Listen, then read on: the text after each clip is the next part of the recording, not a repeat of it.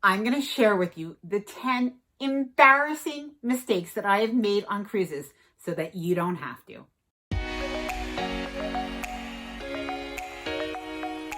Hi there, I'm Ilana from the website lifewellcruise.com. Welcome back to my channel. Now in today's video, I am sharing with you 10 embarrassing mistakes that I have made either when planning and booking a cruise or when on the cruise.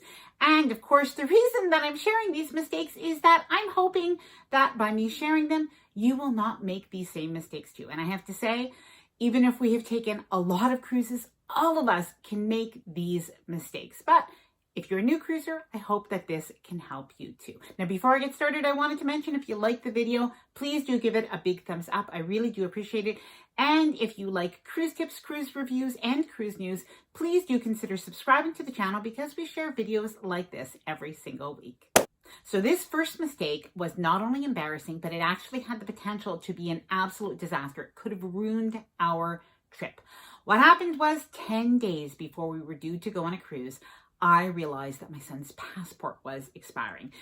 Now, this is something for you to check as well, because let's face it, after this last year, we haven't used our travel documents, our passports in a long time. Now, I have to say, when I say it was expired or expiring, what actually happened was I had less than 6 months remaining on the passport. And for some countries, they do ask you to have at least 6 months remaining from the last date of travel. So I had less than that. It really wasn't expiring in 10 days. So what did I do? The next morning, I think it was a Monday, I called the cruise line to find out what ports we were going to and what the rules were for those. It turned out that for the ports that I was going to, it was fine. I didn't need to have that extra 6 months leeway. Otherwise, what I would have done is I would have done a rush on a passport, but my gosh, did I ever have a bad day. Anyway, check your passports. That's the lesson. Well, another mistake that I made, or my husband made, is he once forgot his suit at home. Yes, when I pack all of our things, or when we pack, we use our spare bedroom and we put our luggage there. We hang up our garment bags, all of that stuff. Well, he had his suit hanging in a garment bag and it was meant to go inside the suitcase, but it was hanging there till the morning that we were leaving so that we didn't forget it. Well, what happened when we were in a rush? Well, we did forget it. We forgot his suit at home. Now, it wasn't the end of the world. He still did have dress pants and he had a dress shirt and that was packed in the suitcase, and he had his dress shoes at least, but he didn't have a suit, and he would have preferred to have a suit, but that's what happened when we were on the cruise. Also, I have forgotten other things before. Usually I'm pretty good, but I one time forgot a round hairbrush. Now, this might not sound like a big deal, but I like to blow dry my hair on a cruise, and my hair is naturally curly, so I need a round hairbrush, and there's no Walmart on a cruise ship. So while I could definitely function with the hair products that I had on board, I was not able to do that blowout style. Not the end of the world, could have been worse.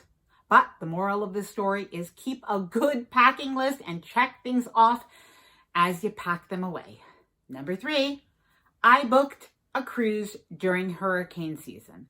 Now, everything turned out okay, I guess, but my gosh, was that ever nerve-wracking. It was actually our first cruise, and the cruise itself had to be delayed by 2 days. Instead of a 7-day cruise, it became a 5-day cruise. We had to rework all of our air. We had to rebook a hotel, and truthfully, things did really work out. I'm still hooked on cruising, but I probably wouldn't book during hurricane season again. It's just too unpredictable and I just don't have the stomach for it. So you have to decide for yourself if it is a good idea. Please let me know if you've ever booked during hurricane season, if you've ever worried about it, if you have a good story or a bad story, please let me know in the comments below.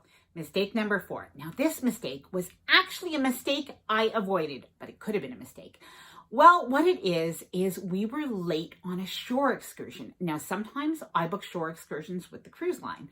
Other times I book shore excursions privately. Other times I explore the port on my own and we do our own thing. But when there is something that we really want to do that is far away from the cruise port that maybe requires taking a long bus ride or a train ride, we actually book it with the cruise line. And we do this because we know that if we are late for some reason, then the cruise will actually wait for us. And this is what happened when we were in Cannes on a Mediterranean cruise. We did an afternoon excursion. We were going to too.These. It's so beautiful. If you go on a Mediterranean cruise, definitely go there if you're in Cannes. It was absolutely breathtaking. In any case, so on the way back, and too.These was about an hour and 15 minutes away from Cannes, there was so much traffic. We were literally an hour late. But while we were on the tour bus, the tour guide let us all know that she's been in communication with cruise ship and they were waiting for us. And we were able to relax, take a little bit of a nap on the bus, and then we were rushed onto the cruise ship and we were the last people to get on before it sailed away. So that was a mistake I didn't make. Good decision. Number 5, forget seasickness medication.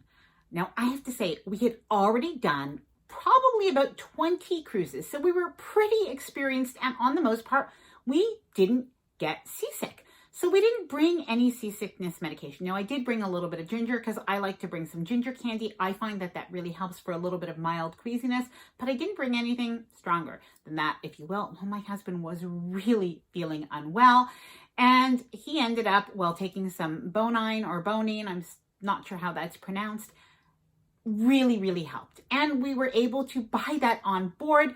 Thank goodness. So that's something that ended well because they had it on board. But believe me, we bought 2 packages because people were running into that convenience store to get it because it was so rocky. So easier, just bring your seasickness medication. It's not even expensive. It's less than $5 a box. Bring it on every cruise just in case. Number 6. Now this one actually happened to my brother and it was a mistake. However, he is probably not going to watch this video, so I will tell you the story of what happened to him on his very first cruise. 2 things actually.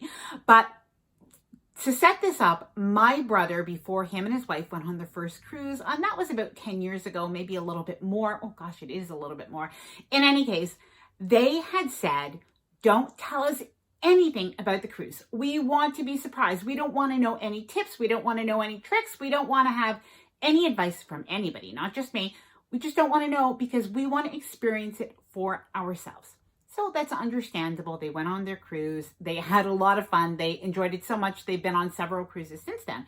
But he came back and he said, Alana, why didn't you tell me that the pool is saltwater? So, well, because you didn't want me to tell you anything about the cruise. But he said, but then I jumped in and my eyes were burning and the water was up my nose and it ruined my day. Well, you didn't want me to tell you anything. So a little bit of information from other people, your travel agent or your friends and family or YouTube videos, I think is a good thing. The other thing also, he had a lot of fun with it, I will say, but he was on a Royal Caribbean cruise and his wife was laughing because she said he volunteered to be the leader of the team for the quest. So she had some pictures of him. If you've ever sailed on Royal Caribbean, this is a really fun adult game show. I think you should go. It really is fun if you're going to go on a Royal Caribbean cruise, but I will tell you what it is.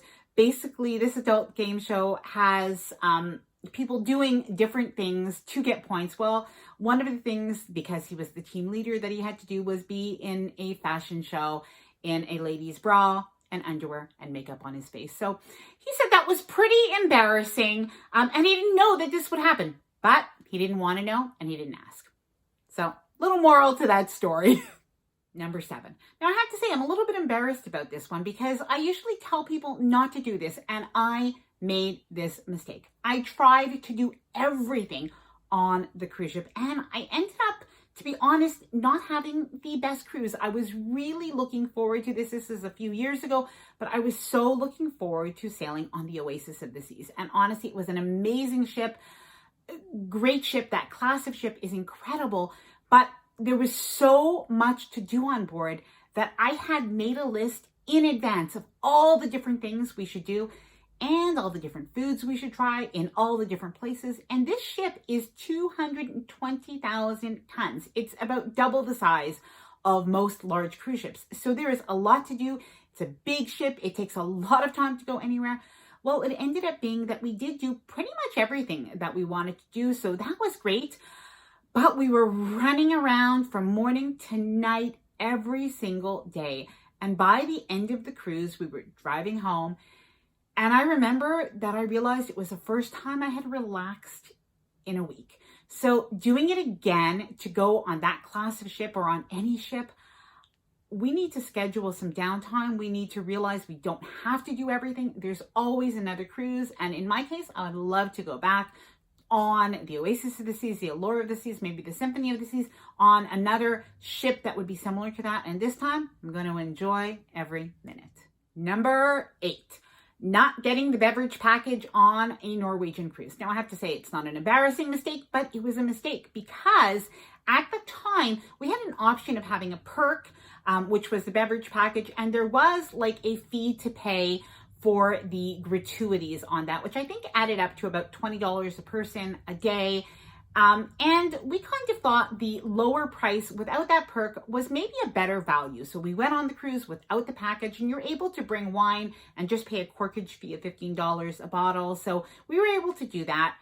But you know what? When we were on the cruise, I kind of regretted, I actually 100% regretted not taking that beverage package perk, because it was so relaxing when we had in the past had that perk and we were able to get drinks anytime we wanted to, anywhere on this ship.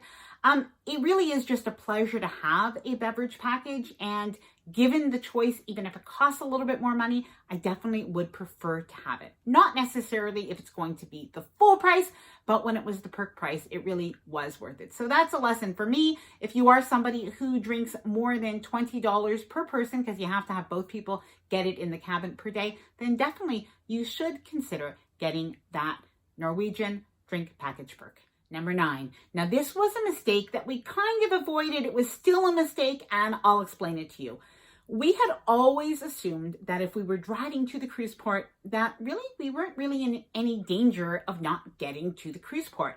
So we were driving to Florida from Montreal. So that's actually a 24-hour drive of actual driving time. So 2 days if you stop over at a hotel, or less if you drive all the way through. In any case, we were driving, and we do always leave a leeway of about 2 days before our cruise that we can go in and stay in Florida and enjoy really our time at a pre-cruise hotel, that kind of thing.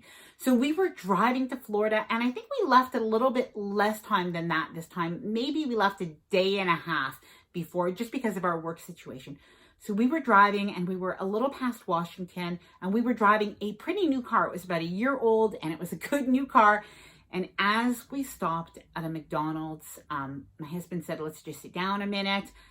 He looked over at the car and he said, "Oh, there's a problem with the tires." Yes, we had a big problem with the tires where the thread was coming through. It looked like there was a problem with the tire. Maybe we went over something. It was really lucky that we did stop just then. It was also lucky that I happened to notice that we were right next to a Costco, because we were able to go in. It was still open, and they were able to actually replace our tires, thank goodness. And we were able to get back on the road within 3 hours. So thank you, Costco. They are amazing. But assuming that if you're driving and if you're in a new car, that nothing can happen on your way to the cruise port, anything can happen. So always leave extra time before your cruise. And number 10, I am embarrassed to say that I have made the mistake in the past of not planning anything on my cruise port days. And really, it is a mistake, because we've done it a couple times where we got off the ship and then we were like, what do we do? What tour should we take? Should we walk around? And you know what? It kind of wastes a day. We don't really see the place. We end up walking around a little flea market. Not that there's anything wrong with that, but it just doesn't feel like a fulfilling day. So we did that years ago a couple of times, and I just don't do that anymore. So now what I do is I always look at the shore excursions from the cruise line, because it gives me a good idea as a base of what there is to do in the cruise port. And then I might also look at what excursions are available with private companies. What I like about that sometimes is that the amount of people on the excursion are just a lot less, and I find sometimes you get a better quality for the excursion than going with a cruise line. But again, there are pros and cons to that, which we kind of talked about a little bit before. Other times we do our own thing and we walk around the cruise port, or we take our, a taxi to a local beach or something like that. But I always research the cruise port before a cruise.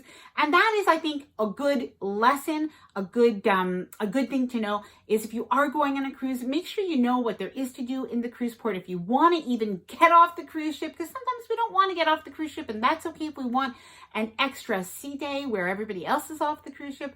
But I think that that is good advice. Please let me know if you've ever made that mistake or if there are any other mistakes that you've made that you've learned from. Now, I hope this video has been helpful as you are planning a cruise for the future and as we're all, well, getting ready to cruise again. If you did like this video, please do give it a big thumbs up. I really do appreciate it. And please subscribe to the channel if you haven't done so already. Bye-bye and happy cruising.